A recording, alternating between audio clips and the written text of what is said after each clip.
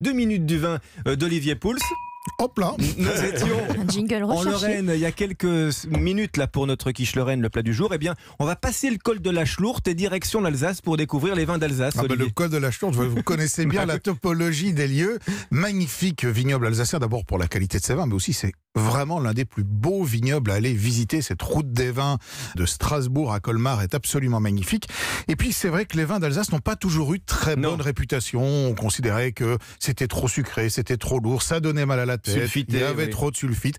Mais ça, c'était avant, j'ai envie de dire, parce qu'il y a depuis une vingtaine d'années une nouvelle génération de vignerons qui ont repris les choses en main, qui ont vraiment redéfini le style des grands vins alsaciens. Ça ressemble à quoi alors cette redéfinition ? Si on veut essayer d'expliquer rapidement ce que c'est que l'Alsace, c'est 51 grands crus, aux noms souvent les plus imprononçables les uns que les autres.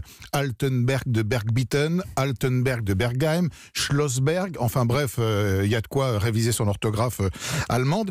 Et puis surtout, c'est une déclinaison dans plusieurs cépages. Donc on a évidemment le fameux Riesling qu'on connaît, le Gewürztraminer, c'est ce vin qui est un peu plus floral. On va trouver du Pinot Gris, on va trouver du Muscat, ça c'est pour les cépages nobles. Et puis on va aussi trouver du Pinot Noir pour les rouges et le petit Pinot Blanc que je vous ai apporté du domaine Ostertag qui est absolument délicieux. C'est une très grande complexité. Et en plus, il y a plusieurs degrés de maturité parce que vous avez des vins secs, des vins un peu liquoreux et des vins très liquoreux avec les sélections de grains nobles. Qu'est-ce que recherchent les consommateurs maintenant au niveau gustatif avec les vins d'Alsace ? Parce qu'il y a eu les Gewürztraminer, des vins un peu floreux, un peu sucré, même parfois on est sur autre chose. Alors maintenant. la grande tendance, la grande mode, c'est de faire des vins secs. C'est vrai que les vins liquoreux ont du mal à se vendre, quelle que soit leur provenance, que ce soit d'Alsace ou même de Bordeaux, des Sauternes. Le marché mondial n'est pas très demandeur pour ces vins-là.